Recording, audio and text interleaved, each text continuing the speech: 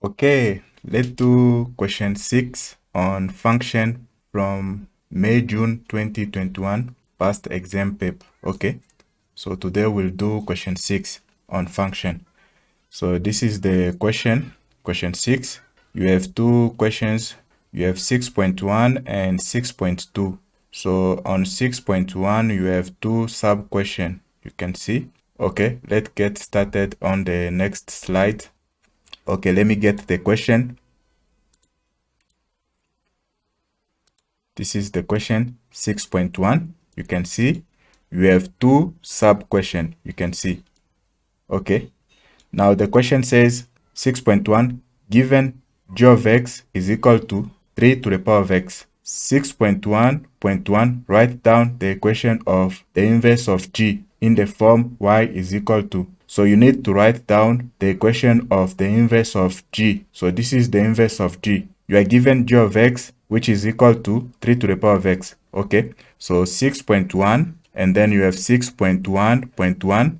You are given this equation, g of x, which is equal to 3 to the power of x. You need to write down the inverse of g in the form y is equal to. Okay, first of all, what you need is to change this g of x to y, right? So this is the same as y. So y is equal to 3 to the power of x. So we haven't written down the inverse of g in the form y is equal to. We haven't written down that. We have just changed this g of x to y, and then we still have the same.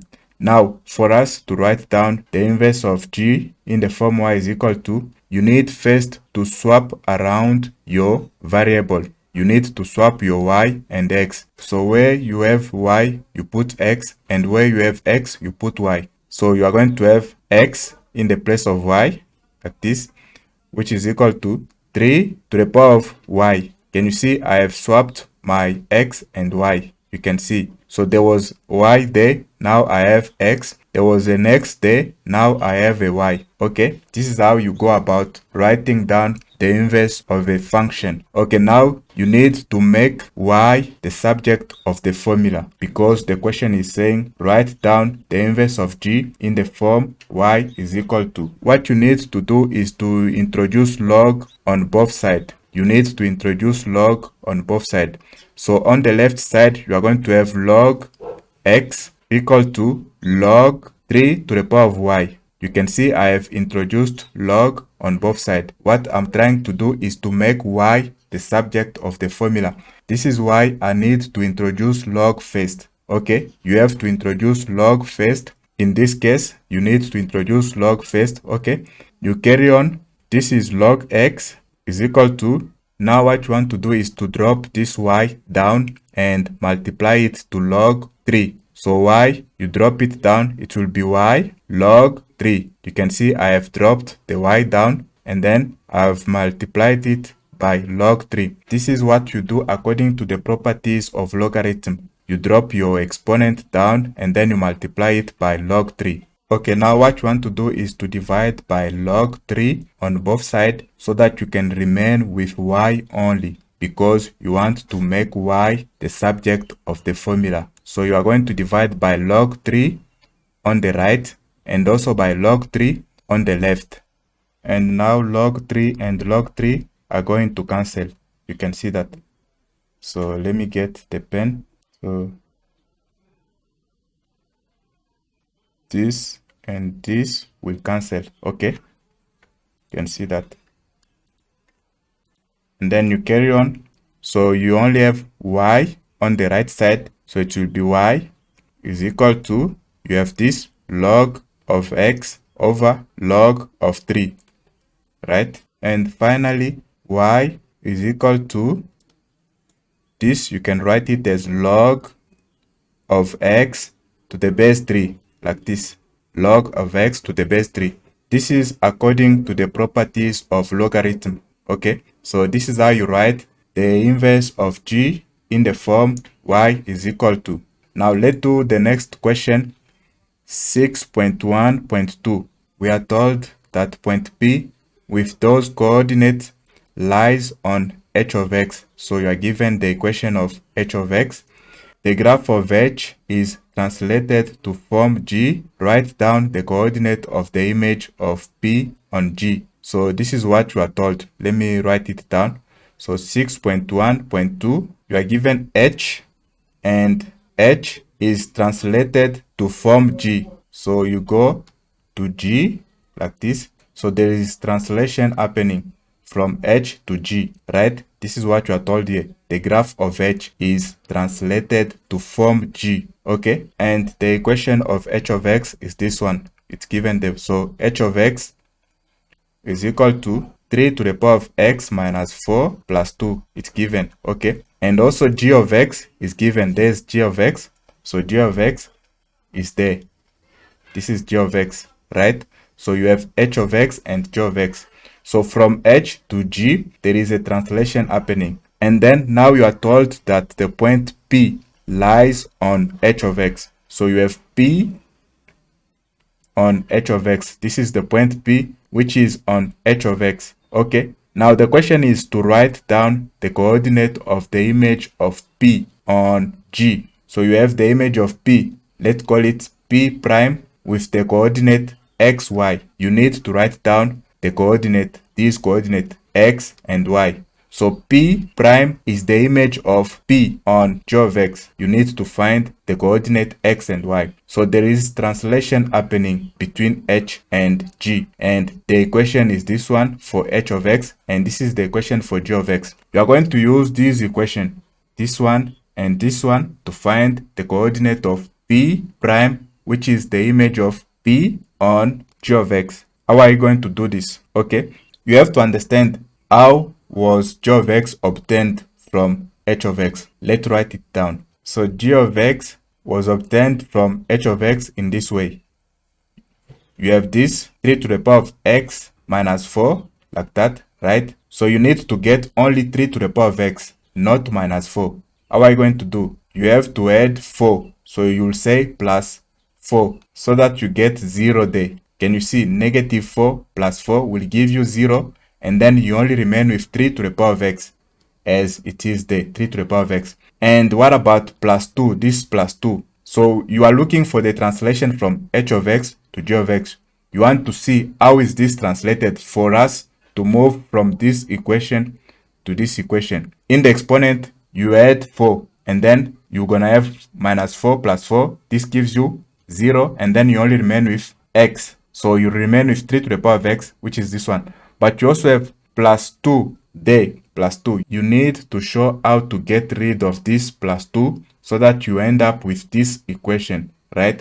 So to get rid of this, what you need to do is to say minus 2. And this will give you 0. And then so you end up with this equation. G of X is equal to 3 to the power of X. Can you see that? So there is a translation happening from H to G. This is what I was explaining here. How to move from H of X. This is H of X in black. Can you see? This is H of X in black. So to get this, you need to first get rid of the negative 4 and then get rid of the plus 2 there. And then in the end, you have this is equal to 3 to the power of X, like this. Can you see? Because this will go and this will go. So this is the translation that is happening here.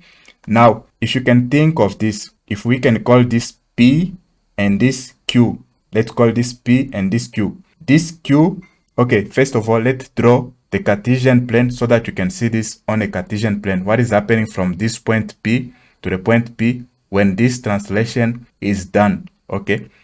Let me get our Cartesian plane. So you have the Y axis and you have the X axis like this. And so you have the point P. The X coordinate is 6. So it's somewhere there. 6 there. And the Y coordinate is 11. So it's somewhere, let's say there. And this is 11. So this point will be 6 and 11. It's there. So this is the point P. Can you see? 6, 11, right? On the Cartesian plane.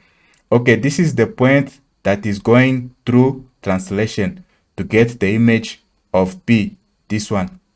So this is what is happening in order to get the new point, which is the image of P. So Now let's look at this translation. You can see the translation there in red. So this is P, if we can call this P. This is only affecting the graph in the horizontal. Remember, it's only in the horizontal. So along the x-axis, right? So when you have plus, you do the opposite. What do? You shift to the left when it's plus. Remember, this is an exponential function. When you have plus there in the exponent, you do the opposite. You move to the left. So you are going to move 4 units to the left. So the point is there. If you move 4 units to the left, it will be from 6. It will go somewhere there. The point will be there. So this is 4 units. 1, 2, 3, 4. You will be there. It will be at 2, right? So you have 2 there. From 6 to the left, 4 units, it's 2. And now this is Q, if we can call this Q, right? And what does this do? This is only affecting the graph vertically, so along the y-axis. So this is the vertical translation. So this is the point. Now it must go another translation. In this case, when it is -2, this will be downward. So it will be downward by 2 units. So from 11, it will be 2 units, 1, 2. So it will be 10 and 9. So the point will be there. And the new point is there, which is 9, right? And this is the new point P prime, the image of this point. And this point is 2 and 9. 2 and 9, right? So these are the coordinates of this point, 2 and 9. This is the x coordinate and this is the y coordinate. Okay, we are done with this question. This is all they ask you. Now let's move on to the last question, 6.2. Okay, I hope it's clear. If it's not clear, please, I want to see your comment in the comment section. And if you find some value in the video, please show that with your likes and share with your friend. Okay, let's do the next question. Okay, 6.2. Let's get the question. So this is the question 6.2. Okay, let's put the question here. Okay, so 6.2 sketched is the graph of f of x. The equation is given. T with those coordinates is a point on f. So T is a point on f and the asymptote of f is y is equal to -16. Okay, so this is f and there is the asymptote. You can see it at y is equal to -16. Now the question says determine the values of p and q. So the question is 4 marks. Okay, the equation of f of x is this one. It's given f of x is equal to 2 to the power of x plus p plus q. You can see it's given. Okay, before we can solve for p and q, let's see the parent graph. So it will be 2 to the power of x. Not this graph. We want to see the parent graph. So that is the graph before translation. So before the translation happens, let's see that graph and then we can see where we're going. And then we can understand the -16 and all these other values. Okay, let's get our Cartesian plane down. So this is the x-axis, right? And this is the y-axis. And you have the origin there, right? Okay, so the parent graph will be this one, like this. So this will be 2 to the power of x. You can see the value of p and q are equal to 0. So this is the graph before translation. It is 2 to the power of x. The new one, this one, it is after the translation. So we don't know p and q. We are going to determine p and q. In this one, p and q are equal to 0. So we don't have p and q. They are equal to 0. So this is the parent graph. It is an increasing graph. The equation is 2 to the power of x. And this graph is cutting the y-axis at that point, which is equal to 1. So it's cutting the y-axis at 1. Okay, and now we can see that the x-axis is the horizontal asymptote of this graph.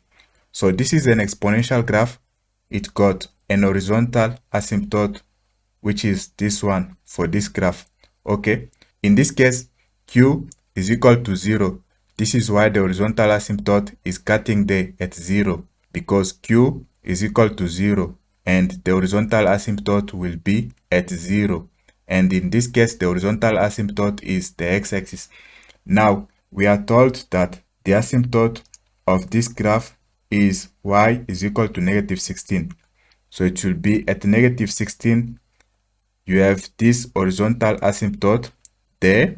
Let's say that is negative 16. So this is the graph after the vertical and horizontal translation. You have this graph. This is the equation. So the equation of this graph is this one, the one given, f of x is equal to 2 to the power of x plus p plus q, like this. Okay, and now you can see that negative 16 is the horizontal asymptote, and again it is also the value of q. So q is equal to negative 16. So f of x is equal to 2 to the power of x plus p, and then you replace your q with negative 16. So you can see that q tells you where the horizontal asymptote is. This is q, negative 16, and you have the horizontal asymptote at negative 16. So it is at y is equal to negative 16. So you need to find only p. We have solved for q, you need to find p. Okay, so let's write down the value of q. Q is equal to negative 16. Okay, now you need to determine the value of p. So again, f of x, this one, let's write it down. F of x is equal to this. This is f of x. Okay, you need to determine what? P. Q is determined. You need to determine P. So you are going to use a point on the graph. You are given the coordinate of that point. It is 3 and 16. The point is T. So let's say the point is somewhere there.